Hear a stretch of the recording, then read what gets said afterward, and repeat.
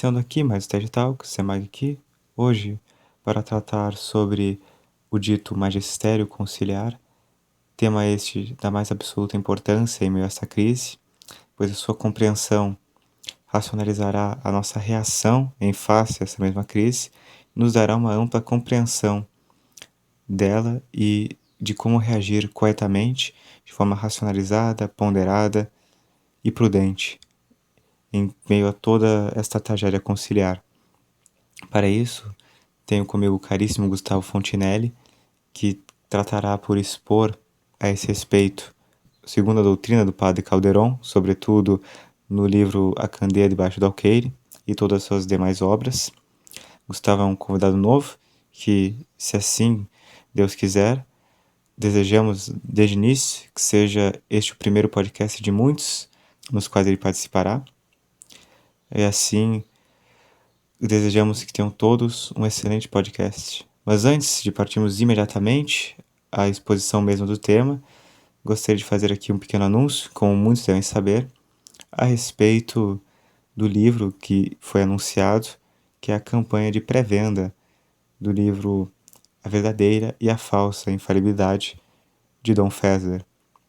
Dom Fésar, que foi o secretário-geral do Vaticano I, o homem com as melhores credenciais para nos explicar, afinal, quais são os limites da infalibilidade papal, até onde ela se estende e o que devemos saber a respeito dela, sem decorrermos em uma interpretação errônea. Tanto é assim que este livro possui um breve papal de aprovação de Sua Santidade o Papa Pio IX, o Papa mesmo que proclamou o dogma da infalibilidade papal em primeiro lugar. Portanto, é o livro de referência, é o livro que nós consideramos o mais importante para que todos tenham em mãos. E assim, gostaríamos de avisar que o frete será no valor de R$ 10,65 por registro módico para todos os lugares do Brasil, e que, lembrando que é uma pré-venda, portanto, é uma campanha que durará 30 dias até que a arrecadação dos fundos esteja completa, e nós enviaremos ao final dessa campanha os livros para serem impressos à gráfica, e assim, avisando tudo por e-mail aos compradores, que nós agradecemos muito por seu apoio, em primeiro lugar. Notificaremos a eles a respeito de todo o andamento do processo, até que ele chegue devidamente na casa de cada um dos apoiadores. E a campanha, cabe lembrar, ela durará até 7 de abril. Portanto, quem comprar agora pagará certamente o menor preço e auxiliará muito esse projeto e a defesa mesmo da fé como um todo. Então, vamos iniciar agora o podcast e um agradecimento muito especial a todos que se dispuseram a ouvir até agora todos os avisos. Salve Maria. Salve Maria, é um prazer, Semag. Obrigado pelo convite. Meu nome é Gustavo, eu sou um estudante, não tem muito mais o que dizer quanto a isso, e o objetivo desse podcast é tentar fazer uma breve exposição sobre o trabalho e as teses do Padre Calderon a respeito do magistério conciliar. A situação atual da crise na igreja divide opiniões por causa da perplexidade, certo? Então, a princípio, pareceria, né, com todas essas novidades a partir do concílio, que nós estamos vendo o Papa, no seu magistério autêntico, a dizer algo errôneo e até contraditório com o magistério tradicional. Mas isso, evidentemente, é impossível. Então, as soluções buscam distinguir algum desses elementos e dizer que ele, na verdade, é apenas aparente e não real, né? Então, alguns vão propor que nesse problema, né, o Papa, em seu magistério, ensinando o erro ou uma contradição, vão propor que o elemento aí, o Papa, é apenas aparente e não real. Na verdade, seria um, um impostor vestido de branco, né, que são todas as formas de célibacantismo. Outra possível solução seria dizer que a contradição não é real, mas só aparente.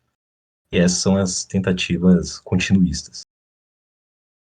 Pois bem, o que o padre Calderon vai propor é que, na verdade, o problema está aí no magistério, no magistério supostamente autêntico, que teria sido exercido no Concílio Vaticano II e a partir. Porque ele veio buscar demonstrar, nos seus estudos, que esse exercício, entre aspas, magisterial, que começou a partir do concílio, só equivocamente se pode dizer magistério, não univocamente. Porque, na realidade, se a gente estuda a sua natureza, ele é uma completa novidade, uma forma realmente nova de exercer a autoridade. Tudo bem até aqui? Sim, com certeza. Então, o resumo mesmo seria que, como não é magistério, não é de se impressionar que contenha erros. Exatamente, exatamente.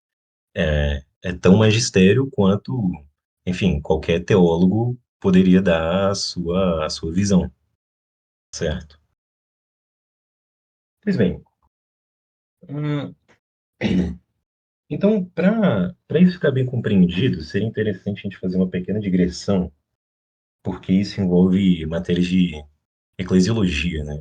Então seria interessante começarmos dizendo mais ou menos o que é o magistério. Pois bem, é sabido que nosso Senhor Jesus Cristo, para perpetuar na Terra, né, até a sua próxima vinda, a obra da nossa salvação, da nossa redenção, ele fundou a igreja, certo? Então, a igreja, é por isso que fora da igreja não há lugar para salvação. Pois bem, mas convém saber, né, é necessário conhecer que essa igreja, que é o corpo místico de Cristo, que é a forma que nós temos de nos unir espiritualmente a Cristo e receber dele os bens da graça, é também uma verdadeira e própria sociedade, certo? Que exista um corpo místico de Cristo, afirmam, por exemplo, os protestantes. Mas, em geral, eles não entendem que ela seja uma verdadeira e própria sociedade, com a natureza até mesmo jurídica, certo? Pois bem, Inclusive, se me permite, o termo corpo místico só foi realmente relevado à dignidade que ele possui hoje em dia por causa de Pio XII. Tanto que Pio IX criticou o uso desse termo no Concílio Vaticano I, que dava uma noção de santidade, de impecabilidade para os membros da igreja, o que é falso. A igreja ela é jurídica, ela é uma sociedade perfeita. Então, mesmo que o termo em si não seja errôneo, tanto que se fosse Pio XII não utilizaria, ele abriu interpretações, por exemplo, para dizer que a igreja pode ser, se ela é o corpo místico, ela também é, por exemplo, a Assembleia do Povo. E então isso já abriu alas para a concepção eclesiológica, que inclusive esse estudo só surgiu basicamente por causa de Pio XII, na prática, que antes eclesiologia era fazer catedrais e igrejas, e então de um termo arquitetônico se tornou algo basicamente teológico agora, né? Com todos esses imbróglios que nós estamos acostumados, então no caso, Pio IX criticava o uso desse termo, por isso que ele não aprovou no Vaticano I, nunca utilizou, justamente por dar uma ideia falsa, na aparência ao menos, de que poderia haver, por exemplo, que a igreja é impecável. Tanto que São Tomás, na Suma, ele usa esse termo, corpo místico, para se referir somente àqueles que estão em estado de graça. Então isso dá uma ideia de que, por exemplo, quem é membro da igreja entendeu? Isso pode dar uma falsa noção, por exemplo, de infalibilidade, porque nós vemos tanto em São Roberto Bellarmino, quanto em Albert Pigius, quanto, enfim, o Albert Pigius ele é mais extenso, ele aceita todo mundo, mesmo apóstatas e heréticos, enquanto que São Roberto, ele claro nega isso, como a maioria dos teólogos, mas ele aceita, por exemplo, os hereges ocultos, que seria, por exemplo, o caso dos papas atuais.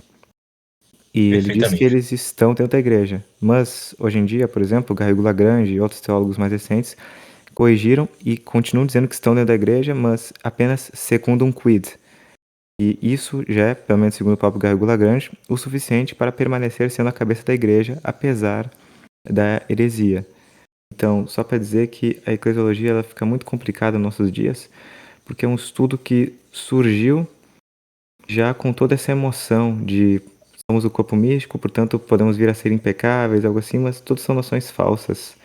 E por isso que Pio IX sabiamente criticava o uso desse termo, que, bem, temos que lidar com ele, porque Pio XII utilizou, mas a verdadeira interpretação deste termo, e não essa falsa noção de uma impecabilidade que não existe. É só isso que eu gostaria de pontuar.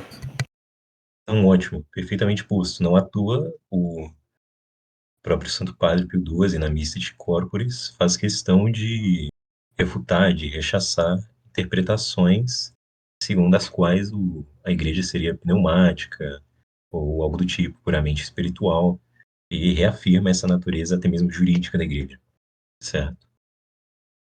Pois bem, então, a igreja, como toda sociedade, ou mais especificamente como uma sociedade perfeita, é uma agregação de homens, certo? Com vistas, certo? Que perseguem um bem comum, que nesse caso o bem comum é a salvação, certo? Que na verdade vem a ser o próprio Deus. E justamente porque esse bem comum é espiritual, esse fim é espiritual, também a igreja, que é a sociedade que persegue esse fim, vai ser espiritual. Pois bem, isso aqui, como o Semag bem apontou, o verdadeiro sentido disso não deve ser interpretado como algo dissociado da realidade jurídica, certo? Os homens que compõem essa sociedade que é a igreja são os fiéis que participam dos sacramentos estão debaixo das autoridades da igreja, certo? Porque toda sociedade tem uma parte móvel, digamos, uma parte material, que são as pessoas que a compõem, e uma parte motora, que efetivamente a dirige para o seu fim, que é a autoridade. Mas, bom, então o elemento principal aí é ser fiel, ou seja, ter fé, porque a fé é o fundamento da religião católica e, portanto, da igreja. Mas, novamente, alertando contra interpretações pneumáticas ou exageradamente espirituais da igreja, vale lembrar que a revelação pela qual nos foi transmitido o conteúdo da fé é um evento externo, visível, público, como, como exige, como convém à própria natureza humana, certo? Porque a principal propriedade do homem é ser social. Ah, e justamente por isso, então, o que acontece é mais ou menos o seguinte, se a gente for olhar a, a solução que o Garrigou Lagrange dá. Se um homem, secretamente, ou até de forma que os outros possam saber, mas sem ter sido expressamente separado da igreja, perde a fé, defecciona da fé, que é justamente o fundamento da salvação, isso sem dúvida vai ser para o seu próprio prejuízo, em seu próprio detrimento. Então, podemos dizer que, com respeito a Cristo, ele está morto, ele é um membro morto que não recebe essa seiva da graça. Mas nada impede que externamente ele ainda faça parte dessa sociedade que é a igreja. Pois bem, a autoridade da igreja tem algumas notas muito particulares que nós não vemos, por exemplo, na autoridade civil, justamente porque a igreja é uma obra de Nosso Senhor. Pois bem, a igreja, ela tem notas tão singulares porque ela é uma realidade muito singular. Porque na filosofia, normalmente, a gente está acostumado a considerar duas ordens. A ordem natural, certo? A ordem das coisas como elas são, e a ordem artificial, a ordem das coisas que nós podemos imprimir na realidade, certo? Ah, então, por exemplo, nós podemos estudar a natureza humana, certo? E isso inclui o ser social, mas as sociedades particulares da forma que tem atualmente foram certa obra de arte humana. Agora, a igreja é algo muito particular, porque ela é certa obra de arte, mas de um artífice divino, certo? Ela foi feita pelo próprio Nosso Senhor, que é Deus mesmo, e que vem a ser o mesmo autor da natureza. Então, a ordem sobrenatural da graça e da igreja é algo bastante particular. Pois bem, essa sociedade foi fundada nos apóstolos, certo? E quem ocupa o lugar dos apóstolos depois deles são os bispos, o clero da igreja, principalmente o sucessor de São Pedro, o Papa. Ah, acontece que os apóstolos, né, os enviados, eles foram munidos por Cristo de certos deveres. E esses deveres fundam direitos, porque é uma verdade bem sabida que Deus não exige de nós o impossível, certo?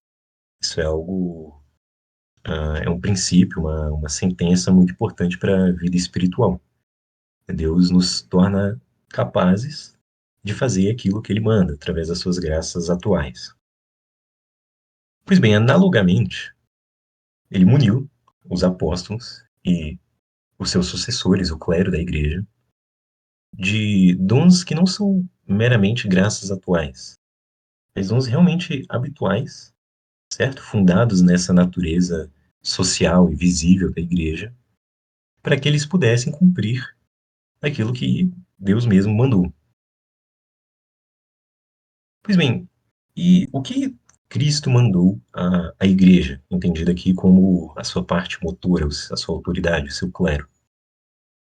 Mandou que basicamente perpetuasse a obra da salvação.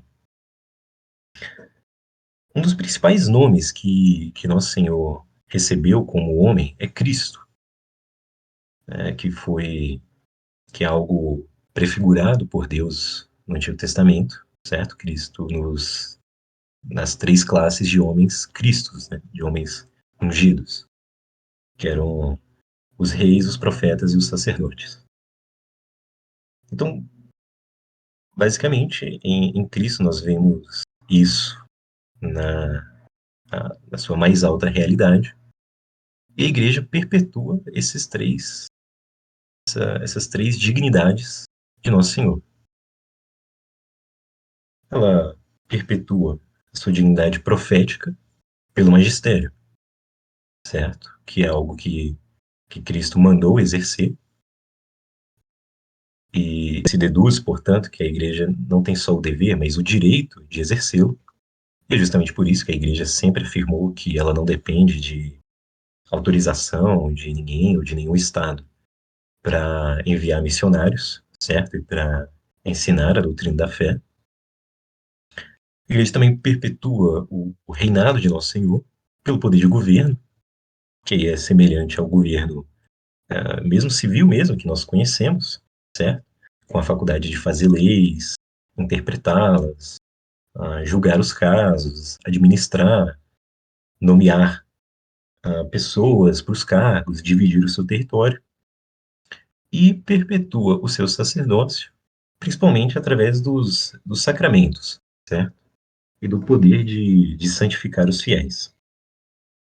Tudo isso, obviamente, é um grande dom de Deus, pelo qual nós devemos ser infinitamente gratos, porque é isso que torna possível a nossa salvação, independentemente de já se terem passado milênios da grande obra da nossa redenção. Pois bem, é, acontece então que o poder de magistério que a igreja tem é algo realmente singular.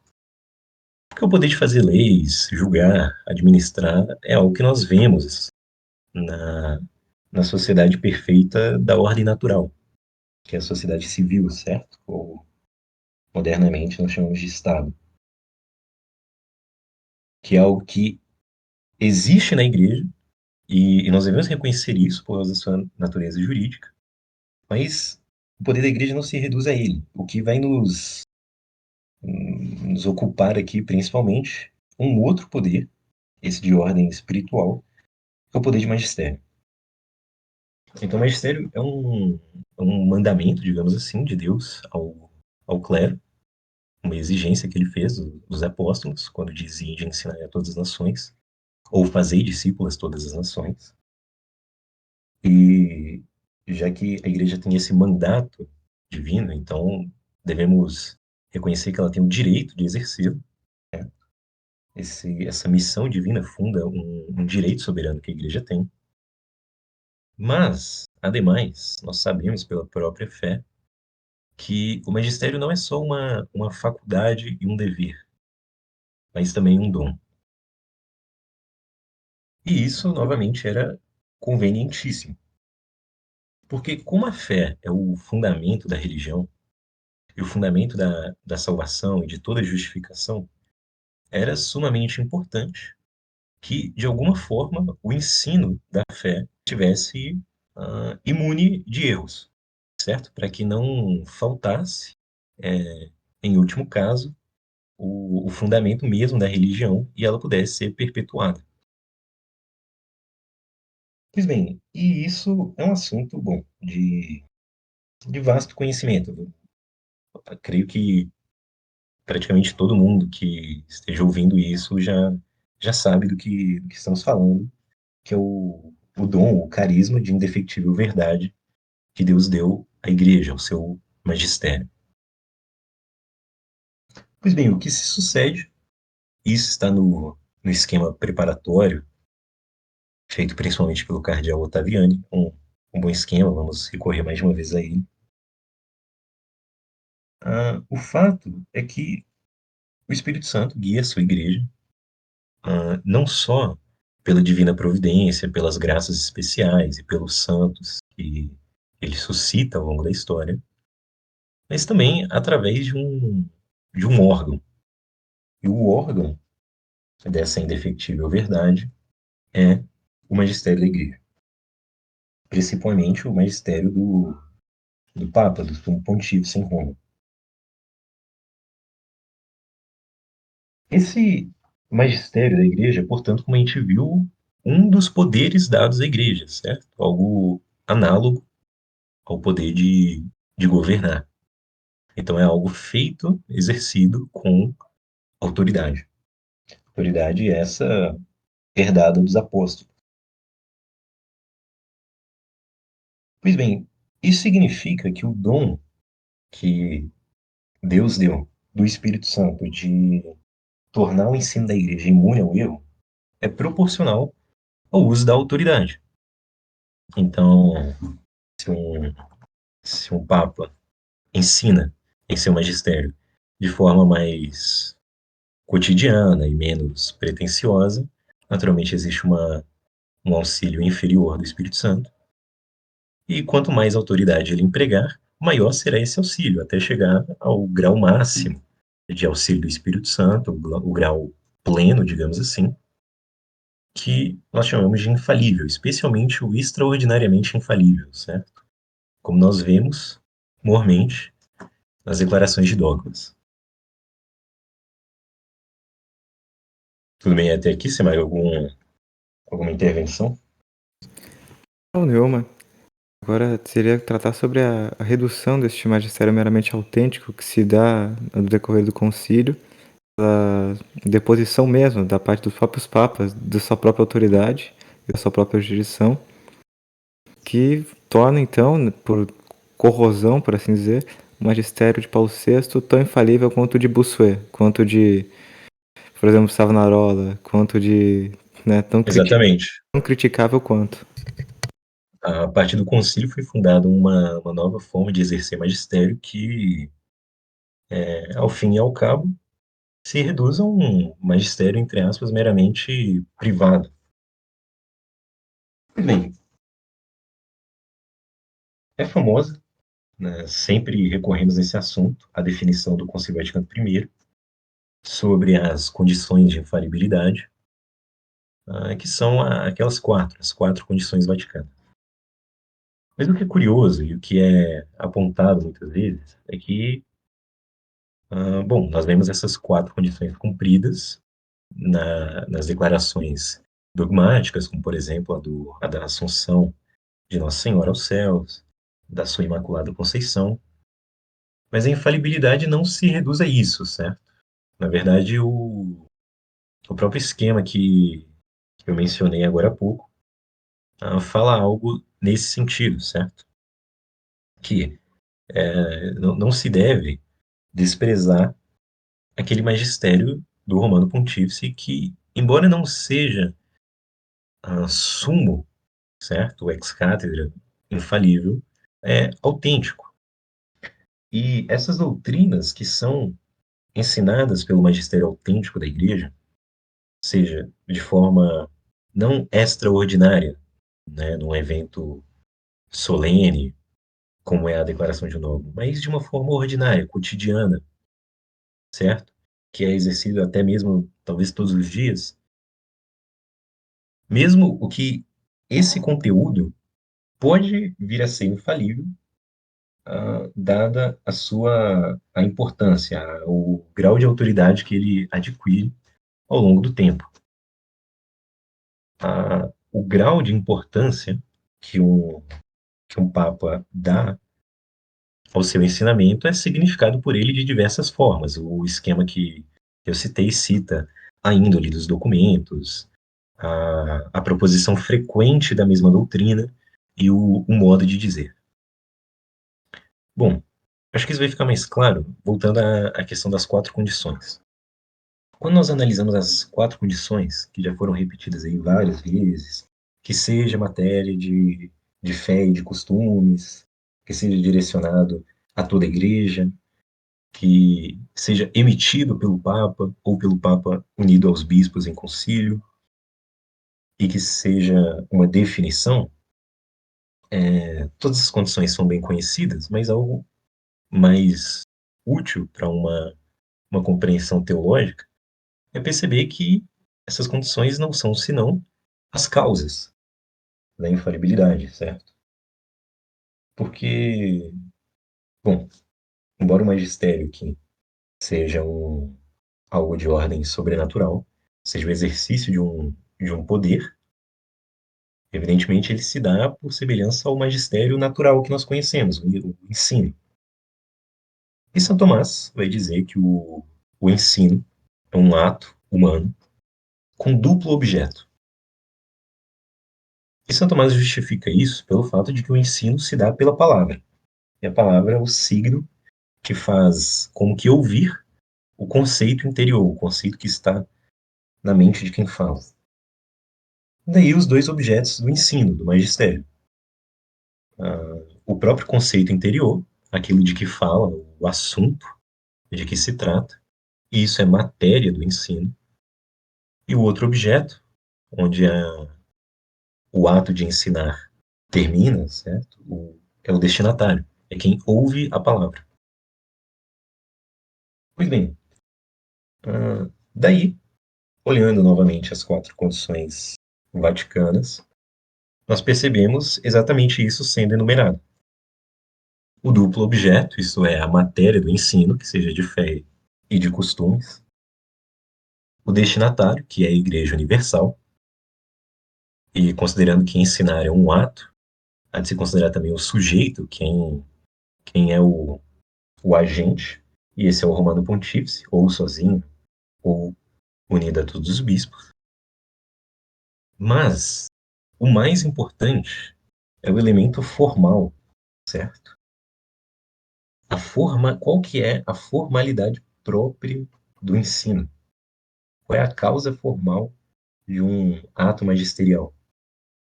É justamente a autoridade empregada. Porque o ensino pode ser transmitido a um discípulo com mais ou menos certeza, certo? Uma doutrina pode ser ensinada por um mestre como mais ou menos importante. Daí que a causa formal do ato magisterial seja a intenção de definir. Intenção aqui, nós não nos referimos à intenção no sentido de um movimento oculto do coração.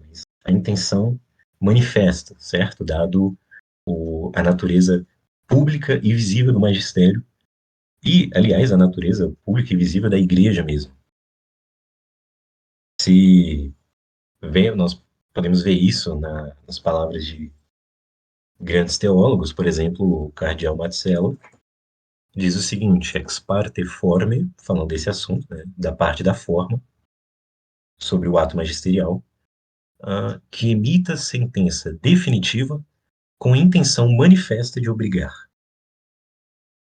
Salaverry coloca nas seguintes palavras, também comentando essa, essa condição vaticana. E, ademais, definindo que seja sustentada, que seja fida.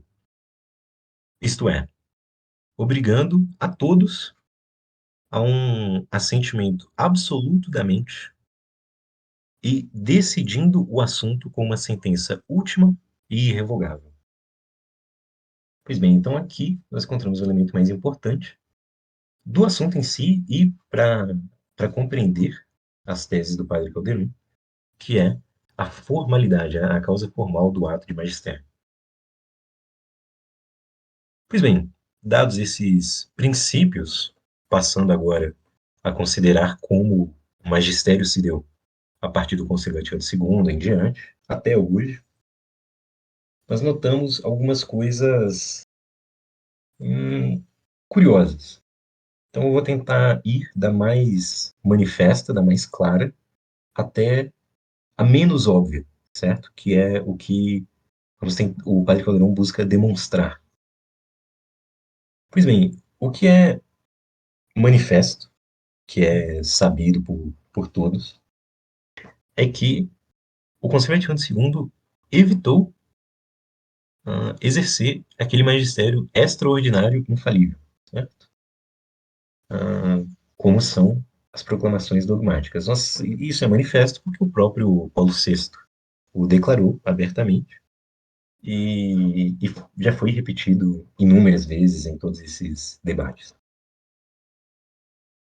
Mas um dos pontos principais aqui, nesse primeiro momento, para entender o que queremos propor, é que, logo de cara, podemos ver que os ensinamentos do Concílio Vaticano II não só não são infalíveis pelo modo extraordinário, mas não são infalíveis de modo algum.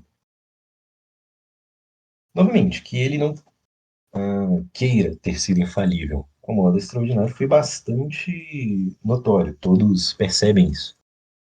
E não só no Concílio Vaticano II, mas mesmo depois, nós notamos esse estranho escrúpulo, digamos assim, das autoridades em usar a sua autoridade magisterial, certo? Se nós fizermos um estudo de caso, digamos assim, dos casos aparentemente mais solenes, certo? Como foi a Ordinatio Sacerdotalis, foi um dos documentos que aparentemente foi um dos mais autoritativos desde o concílio, certo? Nós vamos notar que mesmo neles existe um impressionante escrúpulo em engajar essa autoridade. A princípio, muitos lendo esse documento de João Paulo II sobre questão da ordenação das mulheres, tiveram a impressão que se tratava até mesmo de um ato ex cathedra, né? Por causa da linguagem empregada, semelhante que normalmente os papas usavam nas declarações ex cathedra. Mas a apresentação do documento no jornal do L'Osservatore, também o esclarecimento do Ratzinger, que veio depois, deixaram claro que não, que na verdade o Papa não quis, ele evitou fazer um ato infalível, um ato irreformável. O cardeal Ratzinger elucidou que, sim, o assunto, o objeto tratado era infalível e irreformável, mas não o ato. Então, vejam só que coisa curiosa, ou seja, na verdade, não houve infalibilidade pura e simplesmente, porque qualquer um pode pegar um documento infalível e repetir o que está escrito ali, certo? O ponto aqui que está sendo indagado é justamente quais atos são per se, o ato em si é infalível. Foi esclarecido que, de forma alguma, esse foi um exemplo, certo? Pois bem, mas isso por si só já deveria causar certa estranheza no católico tradicional, porque isso revela uma visão um pouco estranha sobre o papel e a natureza da autoridade. Porque, para o católico tradicional, a autoridade não deve ser algo usado o mínimo possível apenas em casos extremamente desesperadores, né, como seria, por exemplo, uma confusão na igreja por causa da questão da ordenação das mulheres, senão que, novamente, para o católico tradicional, o uso da autoridade é que nos guia, que nos torna mais livres, certo?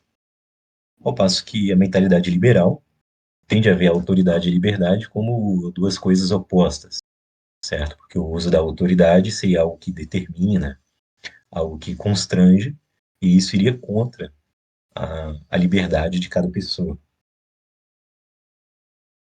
Pois bem, a posição católica, nesse caso, é a certa, evidentemente, e ela se justifica porque nós sabemos que a liberdade depende da verdade, do conhecimento da verdade. Isso porque o livre-arbítrio é uma como consequência da natureza racional do homem, certo? Então, se nós observamos os outros entes, nós vemos que os minerais, por exemplo, eles se movem e padecem ser movidos por pura necessidade, digamos assim, certo? A água, as pedras, enfim. Ao passo que os vegetais também agem como que por necessidade, mas o motor dessa ação, o princípio da ação, está neles mesmos, certo? Porque são vivos. Já os animais só agem após conhecerem, certo? Após tomarem notícia pelos seus sentidos daquilo que devem desejar, daquilo que devem apetecer. E no cume disso, nós temos o homem, que age após conhecer, e aí conhecer de fato, inteligir racionalmente o que deve amar, certo? E por isso é que o homem se pode dizer livre, que tenha livre-arbítrio, porque ele age não tanto por uma necessidade física, digamos, mas ele age por amor do bem, certo? Por, de fato, amar aquela coisa, o que só é possível se ele tiver razão, se ele puder conceber aquela coisa a fim de amá-la. Pois bem, então, a a autoridade magisterial da Igreja, fundada por Nosso Senhor mesmo, é convenientíssima para a liberdade humana, certo? Porque ela nos firma na certeza, nos firma na verdade, e, portanto, com essa certeza infalível da verdade, nós podemos amar o bem devido e agir de acordo com isso, certo? Porque a liberdade autêntica é a faculdade de fazer o que se deve, a faculdade de fazer que é certo, o que é bom. Mas, na visão liberal, que é basicamente a visão que triunfou modernamente, a liberdade seria antes a faculdade de fazer o que se queira, certo? De eleger o que individualmente se julga melhor. Daí que, para o liberal, a autoridade deve ser usada o mínimo possível, apenas para permitir que exista liberdade, certo? Apenas para permitir, por exemplo, que uns não prejudiquem a liberdade dos outros, ou para não permitir que o todo da sociedade vire um caos e então não seja possível exercer liberdade nenhuma, certo? Pois bem, estranhamente, nós vemos aqui, nesses exemplos, mesmo nos documentos pós-conciliares que parecem ter mais autoridade, justamente isso, uma espécie de exercício minimalista da autoridade magisterial, certo? Uma autoridade que não seria tanto mestra da verdade, mas antes serva da unidade, certo? Que busca manter as pessoas unidas, seja lá o que unidas signifique, né? Se não é radicado antes de tudo na unidade da fé. Pois bem, por que isso nos interessa? Porque quando examinamos a nova teologia que triunfou a partir do Concílio Vaticano II, nós vamos ver isso na prática e as consequências são drásticas. Um adendo, né? O elemento mais importante aqui é analisar o que o próprio concílio diz sobre o que é a autoridade magisterial, como ela é exercida e tudo mais. Então, o ponto de partida da nossa interpretação é ler como eles mesmos entendem o que é o magistério, certo? Por quê? Porque, novamente, a formalidade do magistério depende da intenção com que ele é exercido. E, claro, não uma intenção escondida no coração, mas a intenção manifesta publicamente nos próprios documentos, certo? E isso o padre Caldeirão vai notar principalmente em documentos como a Lumen Gentium e, talvez mais ainda, um dos mais explícitos, o documento de Paulo VI, o Ecclesiam Suam. Que é o seguinte, onde nós vamos encontrar, então, a raiz teológica desse exercício minimalista e liberal da autoridade. Na nova concepção de infalibilidade do sensus fidei. Essa questão do sensus fidei é, assim, um tema de suma importância nesse assunto, algo que foi muito tratado por essas novas comissões teológicas. Seria um assunto muito extenso, talvez daria para gravar algo só sobre isso. Mas, basicamente, o que nós temos aqui é a princípio, uma verdade católica tradicional, certo?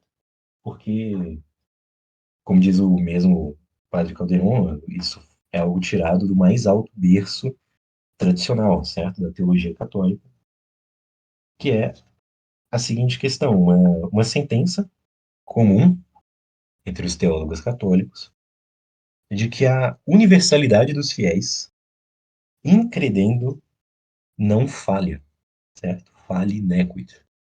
Então, a universalidade dos fiéis não falha na fé.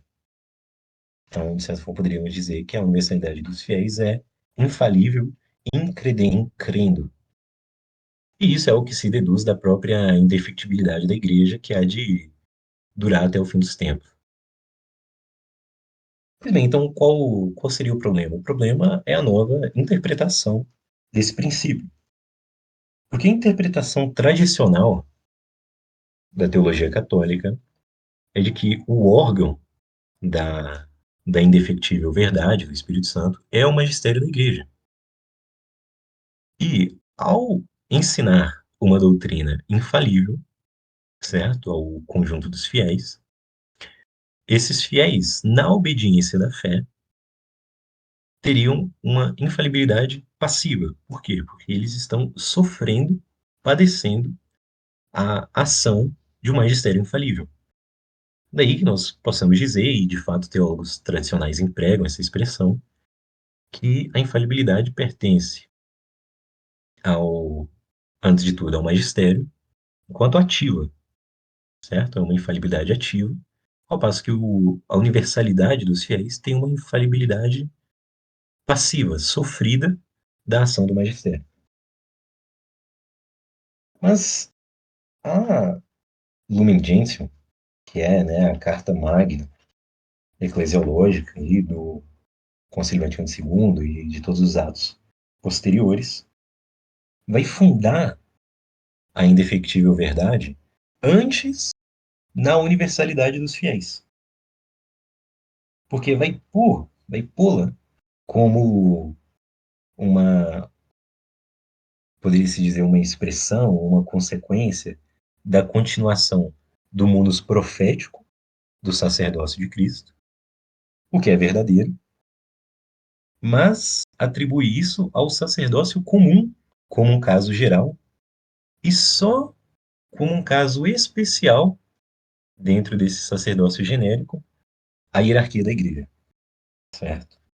Então, na visão tradicional, nós temos que o influxo da infalibilidade é comunicada de Cristo ao Papa, certo? E o Papa, pela sua ação, como que imprime essa infalibilidade na igreja, ao passo que a Lumen Gentium pretende fundar uma nova forma de infalibilidade que seria comunicada de Cristo a todo o seu corpo místico, certo? Ao povo de Deus, que, por acaso, venha a ser presidido pelo Papa.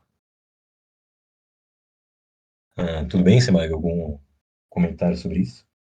Não, isso é perfeito. É um termo tão tradicional, inclusive, que, por exemplo, São Roberto Bellarmino cita este sacerdócio dos fiéis, agindo todos no sentido de exercerem também seu sacerdócio, mas ele faz a distinção, né, que não é o mesmo que o sacerdócio daqueles que são ordenados pelos bispos, que eles poderiam se valer, no caso, aplicando seus sofrimentos, seus méritos, pelo bem da igreja. Naquele livro dele sobre as 7 últimas palavras de Nosso Senhor, então, digo, é algum conhecimento bem tradicional, mas que a aplicação dele, como se deu pelos modernistas, vai totalmente de encontro contra aquilo que se compreendia a respeito desse mesmo sacerdócio. E nós vemos então que, tentando tornar a colegialidade, por assim dizer, né, a universalidade, em que todos os fiéis teriam esse mesmo grau de participação na hierarquia da igreja, por assim dizer, horizontalizando, como querem fazer, por exemplo, agora com a sinodalidade, tirando a hierarquia de fato. Isso é bom porque perde toda a autoridade do magistério do Vaticano II, evidentemente, mas isso é ruim porque dá uma falsa noção de que os fiéis teriam, no caso, de fato, uma participação na infalibilidade da igreja ela mesma, enquanto que nós sabemos que a infalibilidade vem pela autoridade que só pode vir através da hierarquia. Então, se eles não estão constituídos como, de fato, membros da hierarquia, eles não possuem infalibilidade alguma, não é? Nós vemos que Perfeitamente. o incredendo, ele só é infalível, no caso, à medida em que ele dá o assentimento àquilo que a igreja ensina, ou seja, de fato, a todos que crerem, o ato de fé deles é infalível, mas na medida em que eles assentem ao magistério da igreja, ou seja, quem dá a infalibilidade propriamente dita a essa mesma fé é o ensinamento da igreja, é o quanto eles estão assentindo, correspondendo ao ensinamento da igreja. Portanto, é algo muito mais passivo do que ativo. E algo que eu gostaria de mencionar e que não faz muito sentido, inclusive, seria, por exemplo, dizer que, por exemplo, se você não é nem católico, se não nega tal papa, o que era algo até comum, no início, pelo menos, desse imbróglio sede-vacantista, era algo comum de se dizer, por exemplo, que se você não nega João Paulo II, você não é nem católico, sendo que, por exemplo, o papado é uma questão de fé, de fato, mas o João Paulo II é uma questão de caridade, porque está ligado à virtude da obediência, portanto, acreditar que João Paulo II é papa ou não é obedecer a ele, é assentir à sua jurisdição, formalmente, no caso. Então, é acreditar que ele tenha a jurisdição e a autoridade formal para mandar. Só que essa obediência, só que acreditar nisso não é algo de fé, de fato. Isso é uma falsa concepção. Isso é algo relacionado à caridade, porque toca na obediência. Se entende? Então, portanto, dizer que você não é nem católico porque não coloca isso como um artigo de fé é uma loucura. E, por exemplo, só para mencionar no caso, que caso não um pequeno grupo de pessoas não manteve a indefectibilidade da igreja com relação à fé, porque somente esse grupo negou o magistério, por assim dizer, de João Paulo II, porque isso não toca a fé. E mesmo se tocasse, como eles pensam que ele é o Papa, mesmo se não fosse, né? O incredendo ele não está, no caso, livre de erros, no sentido de que, por exemplo, a concepção que a pessoa tem é que, por exemplo, o Papa Francisco ele prega o ambientalismo, a ecologia, né? pensa que a igreja ensina isso. Mesmo que seja mentira, a pessoa faz parte da igreja, mesmo que esteja errado, e ela não deixou de ter a fé, não deixou de ter essa concepção, ela não deixou de participar da igreja só porque ela acha que de fato o magistério da igreja engloba também a ecologia, por exemplo, à medida em que ela pensa que a igreja ensina isso, mesmo que não ensine, já é o bastante para participar da igreja. Então, um pequeno grupo de pessoas não pode, de forma alguma, ter mantido a indefectividade da igreja, porque, apesar de tudo, as pessoas que estão na igreja moderna, elas ainda têm a fé. Então, já esclarecer essa questão do termo anti-igreja, não é? É que nós, nos separando da hierarquia corrompida, nós não acabamos por demolir toda a estrutura da igreja como ela é. Perfeitamente. Todas essas questões que nós estamos mencionando aqui fundam em muitas pessoas alguns juízos bem apressados sobre quem está dentro e quem está fora da igreja. Então é muito comum você ver em todas as posições a respeito da crise alguém afirmando que aqueles que aderem às outras estão fora da igreja por algum motivo. Na verdade, o tempo todo isso aparece nessas discussões. Então é interessante você ter mencionado isso. Bom, ah, ainda sobre essa questão do, do sensus fidei, seria interessante nós não deixarmos isso passar sem citar outros teólogos tradicionais, para isso ficar mais claro, certo?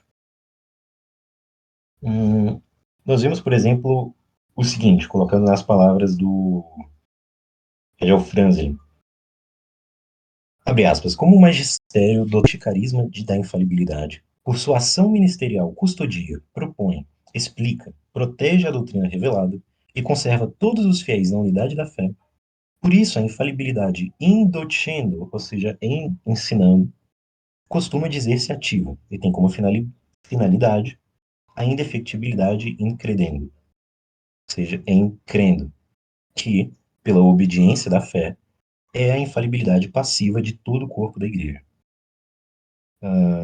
O Mazzella, já mencionado aqui, vai dizer: a infalibilidade da igreja em credendo é efeito da infalibilidade in docendo, que, portanto, é seu princípio.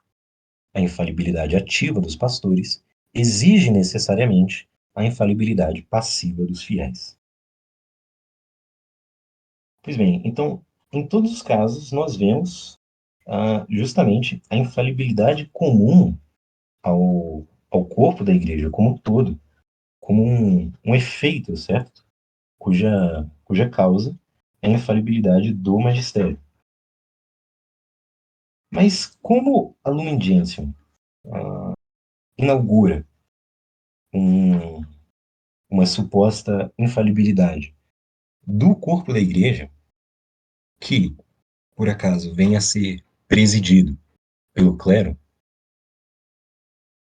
desde então, manifestamente, nesse documento e em outros, especialmente o Ecclesiam Suam vai ser interessante nesse sentido, nós vemos que os últimos papas fundaram a autoridade do seu magistério não numa, numa faculdade de impor verticalmente a uma verdade divina, certo? Falando em lugar de Cristo e como que imprimindo essa indefectível verdade na universalidade dos fiéis. Senão que fundam a sua autoridade magisterial no fato de presidirem o povo de Deus, que é infalível porque carrega o sacerdócio comum, certo? O munus profético. E em vários documentos, tanto oficiais como o Donum Veritatis, quanto em documentos que estão no limbo entre oficiais e não oficiais, como são os das comissões teológicas, né, especialmente a CTI, né, Comissão Teológica Internacional, nós vamos ver várias vezes ah, os teólogos e os fiéis como um elemento de progresso na igreja, certo? No entendimento da doutrina. Enquanto tradicionalmente o órgão, o motor desse progresso se entendia ser o magistério que impõe verticalmente a verdade.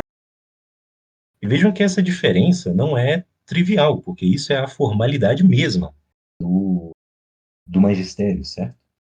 E, portanto, se os últimos papas não querem, né, fundar a sua atividade magisterial, a autoridade dos seus documentos, nessa concepção tradicional, mas numa concepção diferente, simplesmente por defeito de intenção, falham em exercer autêntico magistério, certo? É um magistério que não é dele sozinho, porque se une a bispos, a teólogos, etc., mas não deixa de ser privado, porque é algo propriamente público. Não é só uma coisa, como nós costumamos usar essa palavra pública, né? No sentido de que as pessoas veem, certo? No sentido de que qualquer um pode passar lá e ver aquilo acontecendo. Não. Público, propriamente falando, é algo da autoridade pública, da sociedade pública, certo? Daí que as decisões magisteriais tenham consequências jurídicas, por exemplo, na questão do delito de heresia, etc. Então, se enquanto eles não quiserem fundar a sua atividade magisterial na autêntica autoridade dada à hierarquia para definir essas verdades, certo? Para manifestamente obrigar o assentimento da fé, que é algo per se, certo? É um ato per se, é a causa da infalibilidade incredendo dos fiéis.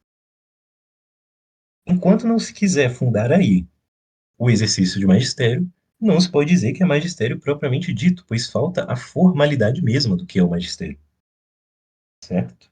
E, portanto, um ensinamento como pode ser um ensinamento de qualquer instituição, comissão, simpósio, enfim. Isso, aliás, esse novo sentido da infalibilidade de todo o povo de Deus e de uma hierarquia que está lá, sim, numa posição superior, mas de como que balizar esse progresso, certo? E administrar esse diálogo, fica bem notável justamente nessa nova forma dialogal de exercer o magistério, certo? Então, finalmente, já mencionamos várias vezes, vamos ver algumas coisas do texto Ecclesiam Suam, de Paulo VI. E depois, ensinai a toda a gente. É o último ato de Cristo a seus apóstolos. Estes, com o próprio nome de apóstolos, definem sua própria e indeclinável missão. Nós daremos a esse interior impulso de caridade, que tende a tornar-se dom exterior de caridade, o nome, hoje já comum, de diálogo. A Igreja deve entabular diálogo com o mundo em que tem de viver. A Igreja torna-se palavra, a Igreja torna-se mensagem, a Igreja torna-se colóquio. O diálogo deve caracterizar o nosso ministério apostólico. Ele também vai mencionar o seguinte: pela maturidade do homem, religioso ou não religioso, capacitado pela educação civil para pensar, para falar e para tratar com a dignidade do diálogo, certo? Isso é o que justifica a conveniência dessa nova forma de magistério. Esta forma de relação não visa obter imediatamente a conversão do interlocutor, já que respeita sua dignidade e sua liberdade. Vejam só que trecho impressionante. E diz mais, né, essa autoridade desse diálogo é intrínseca pela verdade que expõe, pela caridade que difunde, pelo exemplo que dá. Não é ordem, não é imposição. Bom, também fala sobre, cita explicitamente essa noção de dialética, né? Dizendo: a dialética deste exercício de pensamento e de paciência nos fará descobrir elementos de verdade também nas opiniões alheias, nos obrigará a expressar com lealdade nosso ensinamento e nos dará o mérito pela fadiga de tê-lo exposto às objeções dos outros, a lenta assimilação do próximo. Então a gente vê que o que é proposto no novo magistério é um diálogo propriamente dito, certo? Não é, por exemplo, o que se vê no catecismo em perguntas e respostas, certo? Porque como o mestre apenas pergunta e o discípulo responde, né, para mostrar que memorizou o conteúdo e o mestre o corrige se estiver errado, não é um diálogo propriamente dito, é só um método de ensino horizontal, certo? Isso é bem visível. Aqui não, aqui se propõe um diálogo propriamente dito, certo? Em que as duas partes podem se enriquecer mutuamente, certo? Nós podemos aprender com as opiniões alheias, diz explicitamente, não é ordem, não é imposição. E percebam que fica bem claro no texto que a intenção, desde então, não é fazer nenhum ato que se imponha per se, certo? Em que o ato é infalível, mas que a sua autoridade é intrínseca pela verdade que expõe, sendo que o conteúdo que está sendo transmitido entra no ato magisterial como matéria, certo? Como um elemento indeterminado e potencial. E o que vai confirmar isso nessa nova forma de exercer magistério são elementos extrínsecos, né? O Paulo VI cita pela caridade que difunde, pelo exemplo que dá. Quer comentar alguma coisa, Simão? Eu gostaria de comentar que, por exemplo, o valor extrínseco do que está sendo exposto não é assim, porque quando o Papa fala com autoridade, por exemplo, ele, como a infalibilidade vem da autoridade, portanto vem da hierarquia, está transmitindo uma verdade, portanto tem valor com base na autoridade dele. Não com base na verdade ela mesma que é exposta, porque isso daí é a mesma autoridade que qualquer um tem por falar a verdade ela mesma. Então, no caso, a bola é azul. Ou seja, ele reduziu o magistério dele somente à verdade que é exposta nas palavras dele. Então, se for mentira o que ele está dizendo, não tem autoridade. Portanto, se tornou de fato um discurso de um teólogo privado, que pode, às vezes, ensinar algo certo e às vezes errar. Bom, exatamente. A gente percebe isso na prática, até no caso da Ordinatio Sacerdotalis, porque ali foi esclarecido que o que está naquele documento é infalível, porque o conteúdo é infalível, apesar do ato não ser, né? Isso foi dito pelo próprio Cardeal Ratzinger. Mas, bom, eu também posso pegar um conteúdo infalível aqui do Danzig e repetir, nem por isso alguém diria que eu estou sendo infalível. E, por exemplo, quando ele fala quando a Ecclesiam Sum é dirigida a todos os homens e que o magistério seria, portanto, dirigido a todos os homens, como ele pede para que, não somente ele, mas para que todos os bispos comecem a agir segundo essa diretriz de que o magistério seja dado a todos os homens, o que acontece é que o magistério da igreja não se estende a todos os homens, mas somente aos católicos. Portanto, não é nenhum ato de jurisdição propriamente dito, porque a jurisdição ela só se estende até os católicos. É, Então, exatamente. aí perdeu o caráter jurisdicional do seu magistério e o seu caráter, portanto, público e formal. Perfeito. Como a gente tinha mencionado no início, o magistério da igreja é um dos três poderes, dos quais a igreja é munido pelo próprio Nosso Senhor. Então, bom, o que acontece? Quando a gente fala de poder, autoridade ou governo, até mesmo jurisdição, nós poderíamos significar em sentido lato, que compreende o magistério, o governo ou jurisdição em sentido estrito e o poder de santificar, certo? Então, todos esses três são um poder exercido com autoridade apostólica. Mas olha, a autoridade é a parte motora da sociedade, certo? Então é claro que o magistério ah, da igreja visa a imprimir essa verdade no povo cristão, certo? Se a igreja manda missionários pelo mundo, é justamente para que essas pessoas se convertam e sejam assimiladas ao corpo da igreja, onde elas serão ensinadas essa indefectível verdade, certo? Não à toa, Cristo quis colocar a infalibilidade não na ponta missionária, né, com um dom de infalibilidade aos que vão para as nações pagãs, mas não, ele quis colocar o dom da infalibilidade no topo da hierarquia, não de um bispo que vaga pelo mundo, mas de um bispo sentado na sua cidade, certo? Sentado em Roma. Daí ex-cátedra, né, a partir da sua cadeira. Pois bem, então o problema desse neomagistério não é só que ele não seja infalível, mas que nem sequer seja magistério propriamente dito. Só se me permite, a gente poderia fazer uma analogia que hoje o magistério, por assim dizer, conciliar, pegando o exemplo do senhor, né? É que, digamos, eles mandam os missionários a chamarem todas as pessoas do mundo para dialogarem.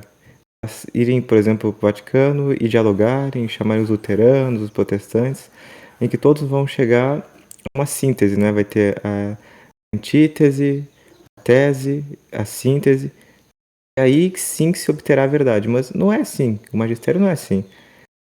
A igreja manda os missionários para convertê-los e para assimilá-los, então, a sua estrutura, para que então possa exercer a sua infalibilidade sobre eles, uma vez que eles estão dispostos a corresponder àquilo que a igreja ensina e que se tornem católicos.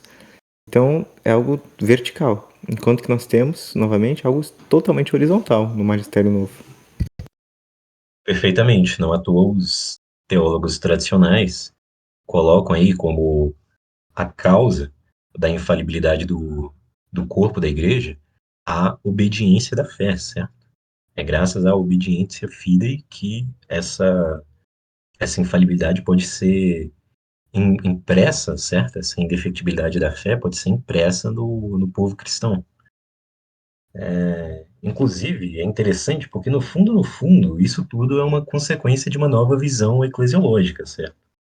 Porque, tradicionalmente, você entenderia que a igreja, que é essa sociedade, tem duas partes, de certa forma, opostas, certo? Que se opõem, assim como, por exemplo, a forma se opõe à matéria. Você tem uma parte motora e uma parte móvel, uma parte agente e uma parte paciente, que é a autoridade, o clero, certo? Que ocupa o lugar dos apóstolos, que são os bispos, e o resto do povo, certo?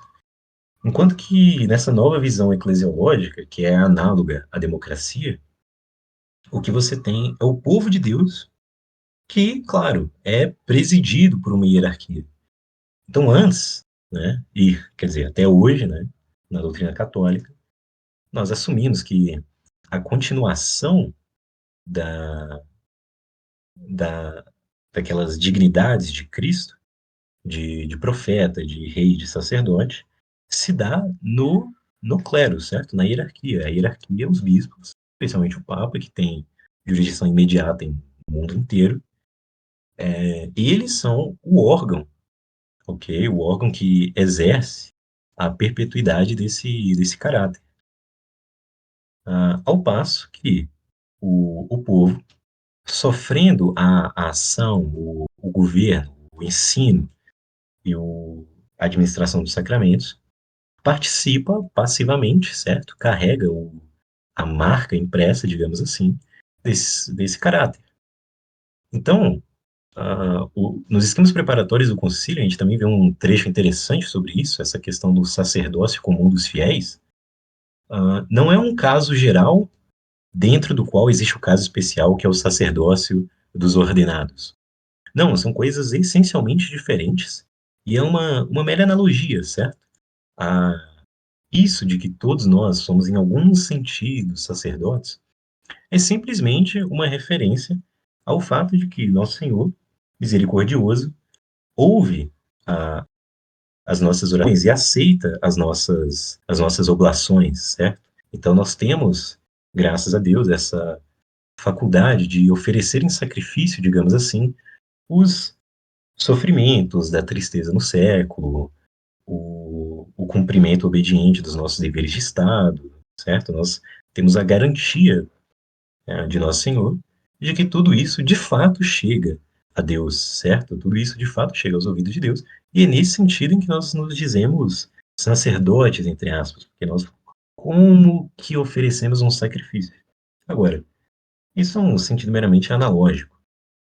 Ao passo que a nova eclesiologia entende o sacerdócio ministerial como uma espécie de parte subjetiva do sacerdócio geral e comum ao povo da igreja. De forma que esse caráter de profeta, rei, sacerdote é continuado, nessa visão, antes pelo povo de Deus. Então, as autoridades que presidem o povo de Deus podem falar em seu nome, certo? E daí elas teriam alguma função especial. Mas isso é uma noção falsa de autoridade, certo? Uma noção de tom, de certa matiz democrática, certo? E isso causa uma coisa terrível, porque, bom, os apóstolos, como o nome mesmo indica, são enviados, certo? Eles são enviados a fazer uma messe, a fazer um trabalho. E, bom, quem é a obra? A obra é a igreja, certo? A igreja é uma espécie de prédio que vai sendo edificado pelos apóstolos, ou uma vinha que é cultivada pelos apóstolos, enfim. De forma que a igreja é a obra e os apóstolos são os obreiros, certo? E os bispos os sucedem nesse papel. Então, o trabalho próprio dos bispos, a messe dos bispos, é cultivar, edificar a igreja. Isso é o apostolado, isso é o que nós conhecemos, aquele trabalho da igreja, de ensinar os fiéis, dar-lhes o sacramento, etc. Isso é a messe. Ah, e é claro que é assim, porque uma coisa é a causa e outra coisa é o efeito, certo? Uma coisa são os obreiros e outra coisa é a obra. Mas o que acontece é que, como na nova teologia, nós entendemos que o munus profético, o sacerdócio, o reinado, pertence antes ao corpo da igreja, ao povo de Deus, então não tem como a obra ser a própria igreja, certo? Porque o obreiro é um e a obra é outra. Então, se toda a igreja é missionária, toda a igreja é apóstola, todos são vocacionados ao apostolado, como se hoje dizer hoje, sem distinguir o apostolado propriamente dito e a ajuda ao apostolado, então toda a igreja é obreira. E a messe só pode ser o mundo, certo? Porque a messe tem que ser alguma coisa além do obreiro. E onde a igreja se instala? No mundo. Daí essa nova ideia de que a igreja deve abrir as suas janelas, se comunicar ad extra, né? Se comunicar com o mundo, como se o reino de Deus não fosse a própria igreja, mas fosse algo um pouco indeterminado, que é o mundo enquanto transformado por essa ação da igreja.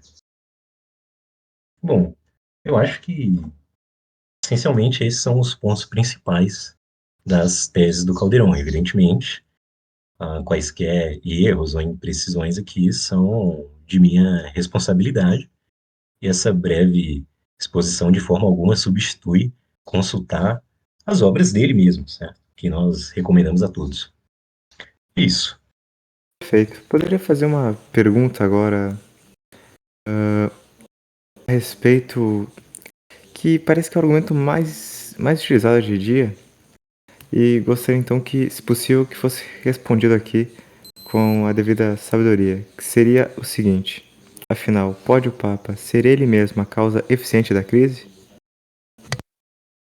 Bom, é uma boa questão. Esse argumento lembra um pouco um argumento que teoricamente justificaria o selibacantismo, que não deixou de ser dito até mesmo por teólogos sérios ao longo da igreja, que seria o seguinte: bom, a heresia nos remove da igreja, certo? Isso em alguma medida, em algum sentido, é verdade. Nós perdemos a graça, pela heresia propriamente dita, é fechado o caminho da salvação. Então, teoricamente, isso justificaria que um papa herético automaticamente seria expelido da igreja, né? Seria expelido da sua cátedra, porque quem não é membro, muito menos pode ser cabeça. Esse argumento parece muito coerente, na verdade, retoricamente ele é perfeito, né? Porque não é membro, não pode ser cabeça. Mas é evidente que ele exige múltiplas distinções. Primeiro que a igreja se diz corpo porque é sociedade, certo? E a sociedade é análoga a um corpo, onde a cabeça é a autoridade, certo? Mas analogia, e como toda analogia, isso tem certos limites. A igreja não é literalmente um corpo corpo físico, orgânico, né? Gustavo, é como eu havia dito logo no início deste podcast que Pio IX criticou o uso desse termo. Pio XII preferiu por bem utilizá-lo, mas Pio IX criticou.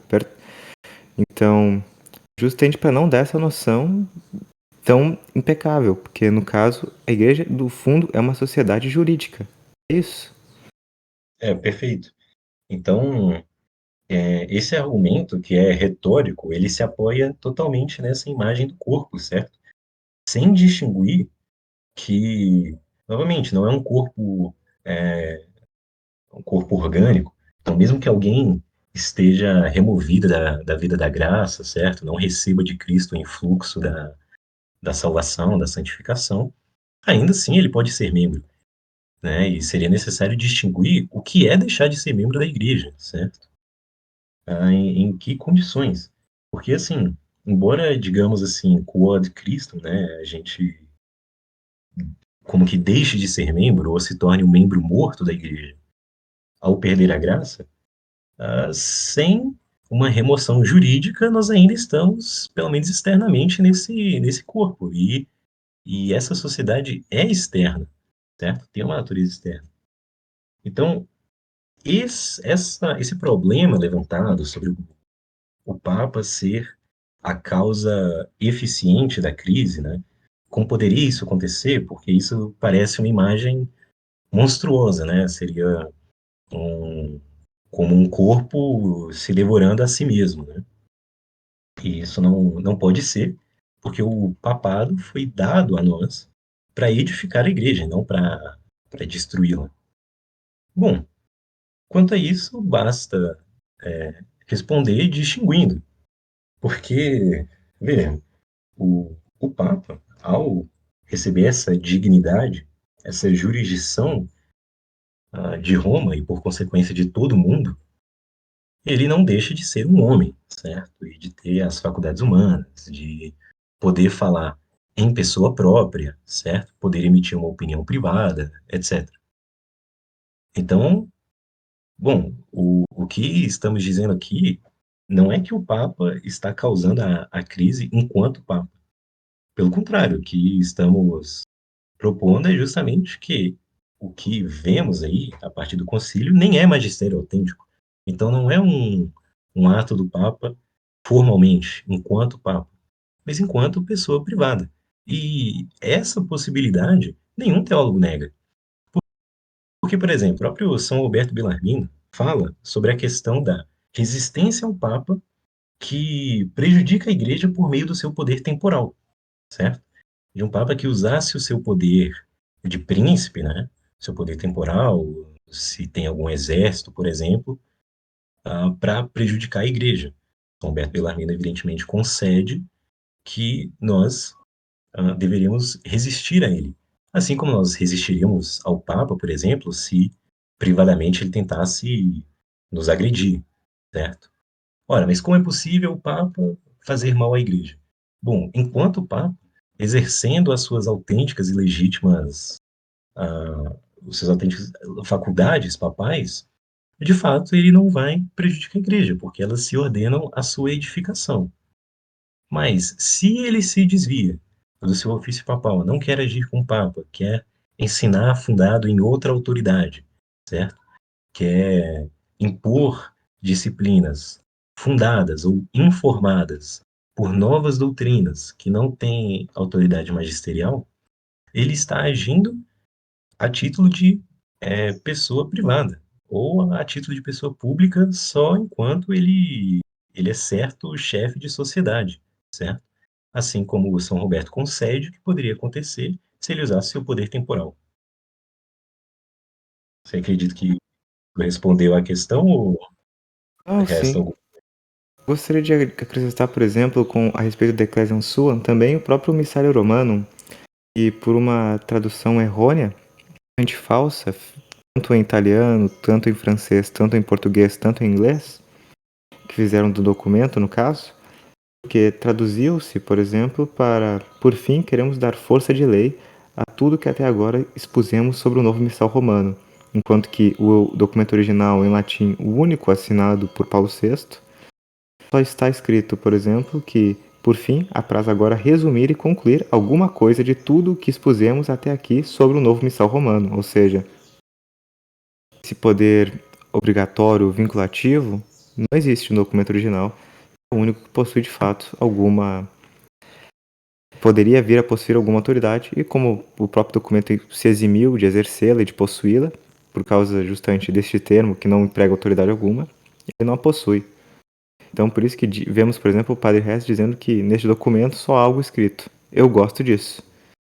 Paulo VI fala que ele deseja que o povo aceite este novo rito, que goste dele. Pela necessidade dos fiéis, ele foi criado no sentido de que, como se a adesão dos fiéis, do povo de Deus, né, ele falando em persona populi Dei, possuísse ou acrescentar algum grau de infalibilidade àquele documento. Como nós vimos, não pode, de forma alguma. O Papa ele só é Exatamente. infalível sozinho. Ele não precisa dos bispos e muito menos do povo para ser infalível. Então, se o Papa ele não quer, não importa o sentimento de todos, não crescerá em grau algum a infalibilidade do documento. Quem pode possuí-la é somente o Papa e ele próprio, sozinho. Portanto, adesão ou não das pessoas não concede valor algum a esse documento. E para concluir a questão da igreja ser uma estrutura jurídica, nós poderíamos mencionar, por exemplo, o caso do já mencionado Savonarola. Ele chegou e declarou que Alexandre VI, por ter comprado por simonia o pontificado, que é um pecado, segundo São Tomás, ele teria caído automaticamente do seu ofício e, portanto, ele teria deixado de ser papa. O que aconteceu é que Alexandre VI, possuindo a jurisdição, ele foi e ele executou a pena do jus publicum, que era comum na época para esse tipo de coisa. Então ele excomungou o Savonarola e no outro dia ele mandou o Savonarola ser decapitado. E tanto que Savonarola, antes de morrer, ele pede perdão e pede a bênção do Papa. Então, o que nós vemos é que há um homem ocupando a cátedra de São Pedro que tem sim ideias ruins, mas porque ele mantém a sua jurisdição, o cisma formal ele compete em negar que alguém possua autoridade para governar, portanto, né, quando se nega que ele possui essa autoridade que ele de fato possui, formalmente, acaba se incorrendo num cisma, de fato.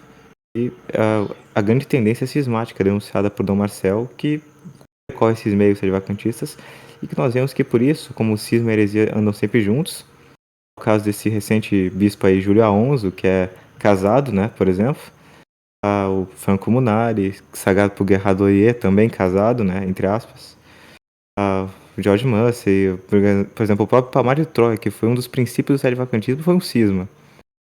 Então, o Schuchtard, que é o fundador do CMRI, que ninguém mais gosta de falar dele, por exemplo, ele que se declarou Adriano VII, se eu não me engano. Então, foi um dos primeiros sedvacantistas do mundo. Então, o que eu quero dizer é que uma coisa sempre anda com a outra. O feneísmo, o perennialismo, o Ramakumarasama ter sido ordenado padre, por exemplo, e sagrado bispo, a princípio.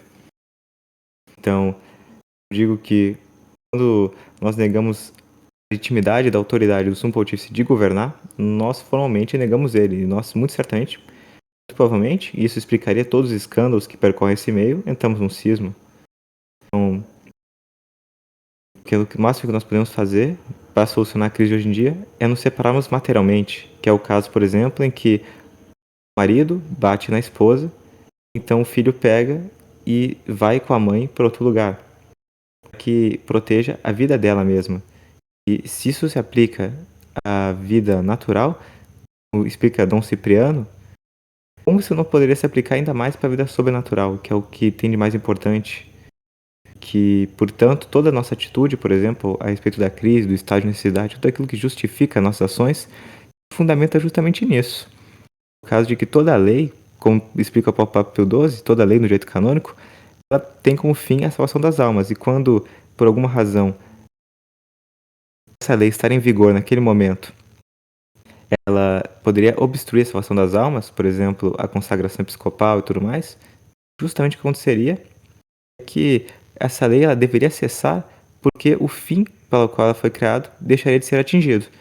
E, portanto, é isso que justifica toda a nossa atitude prudencial durante essa crise, que é essa separação material de não ouvi-lo, como explica o próprio São Roberto Bellarmino, no seu tratado De Membris Ecclesiae, que podemos indicar um falso profeta, mas, se ele for um bispo, nós não podemos depô-lo, temos que esperar a igreja fazer isso, portanto, nós podemos separar materialmente, visando salvar nossas almas, preservar a fé, mas nós não podemos de forma alguma nos separar formalmente.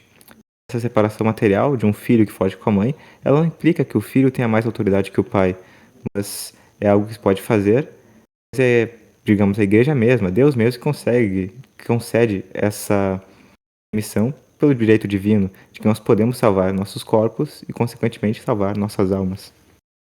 Sem negar que esses homens possuem de fato o poder de governar e sem, portanto, incorrer em cismas e cair nos inúmeros erros que nós vemos acontecendo nos nossos dias e que cada vez mais se repetem, que se a teoria é muito atraente, a prática, pode ver, a praxis vacantista, o modus agendi deles é terrível.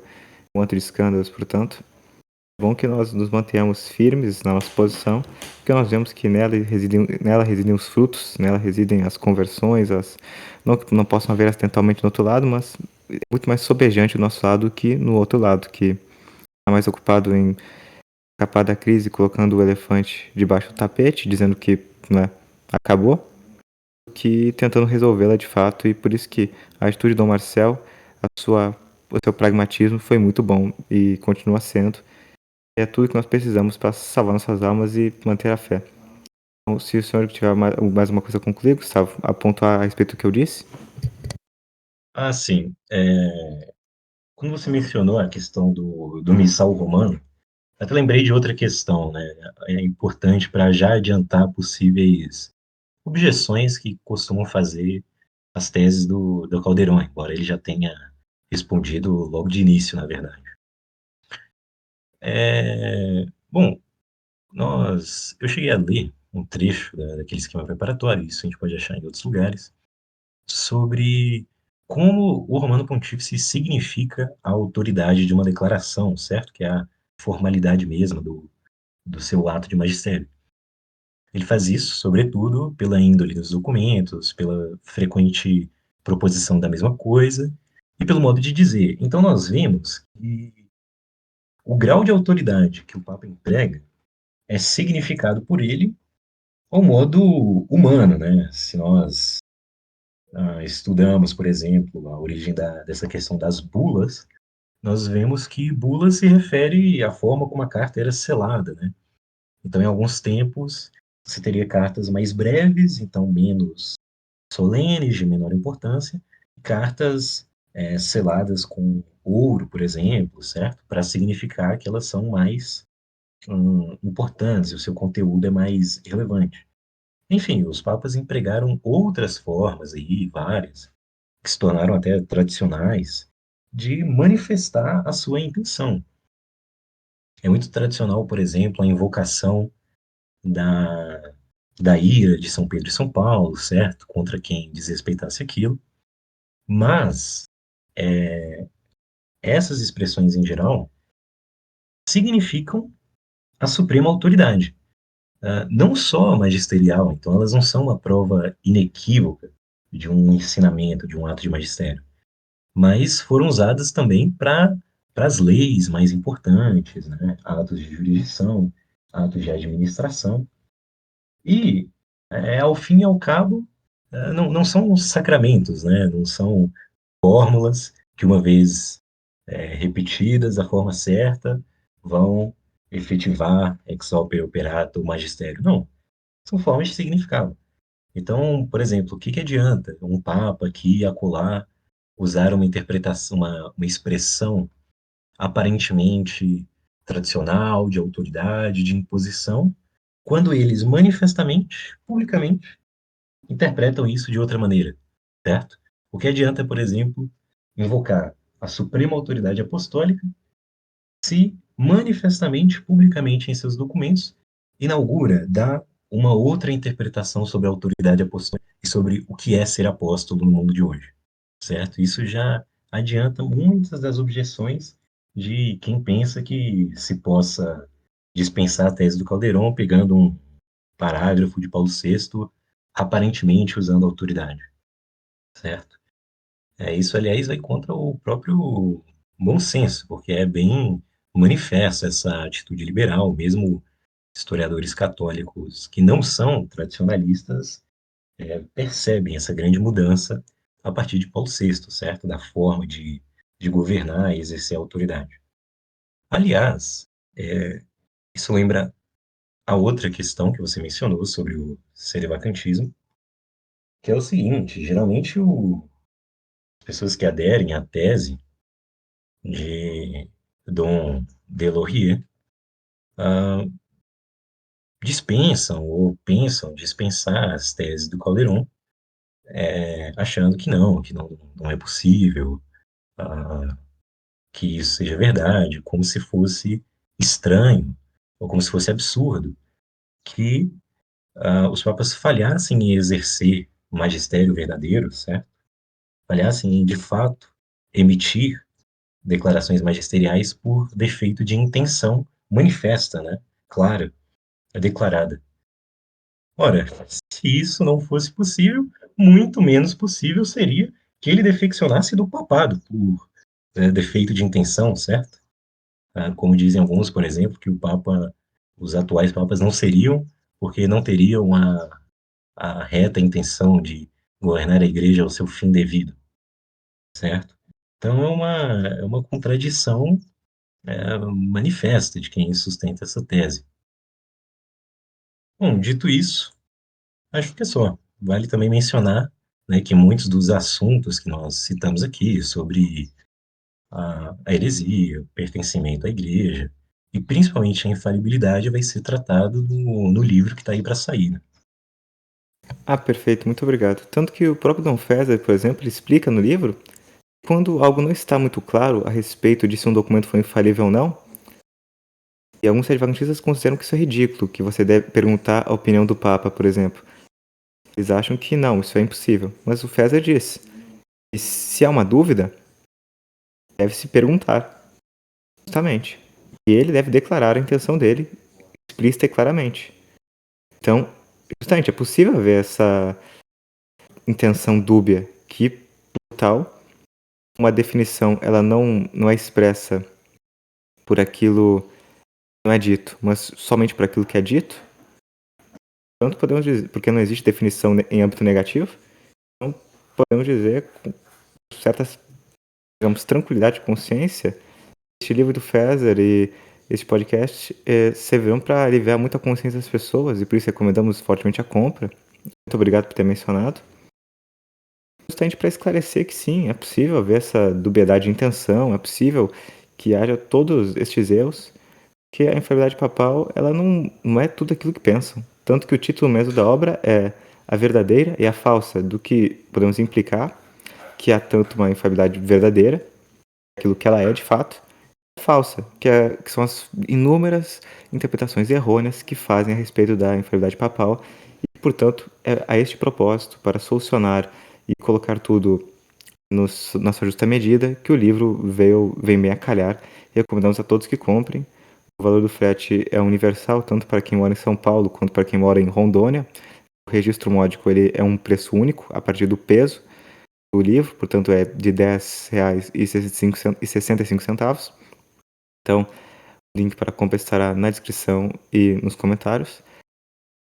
E quando a pré-venda acabar, nós mandaremos a gráfica e continuaremos analisando todos e continuaremos notificando e avisando a todos os compradores, a todos os nossos apoiadores, a respeito do tempo até que ele seja entregue na sua casa. Lembrando que é uma pré-venda, portanto, o livro ainda não foi impresso.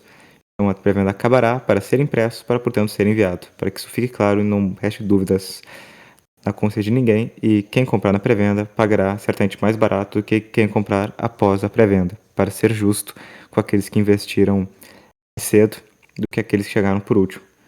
Então, muito obrigado, Gustavo. Sua exposição foi excelente, foi perfeita. Eu agradeceria muito de tê-lo conosco mais vezes. Um prazer. Eu é que agradeço, meu caro. Se Deus quiser, vamos gravar mais vezes, sim. Então, muito obrigado.